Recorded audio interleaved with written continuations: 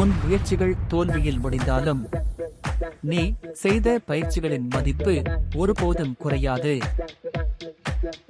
பயமும் தயக்கமும் உள்ளவர்களிடம் தோல்வி வந்து கொண்டே இருக்கும். பயத்தையும் தயக்கத்தையும் தூக்கி போடுங்கள், வெற்றி உங்கள் காலடியில். எங்கு நீங்கள் தவிர்க்கப்பட்டீர்களோ, அவமானம் செய்யப்பட்டீர்களோ, அங்கு நீங்கள் தவிர்க்க முடியாத சக்தியாக உருவெடுப்பதுதான் உண்மையான வெற்றி. அடுத்தவர்களின் கற்பனைகளுக்கு பதில் சொல்ல வேண்டிய அவசியம் இல்லை.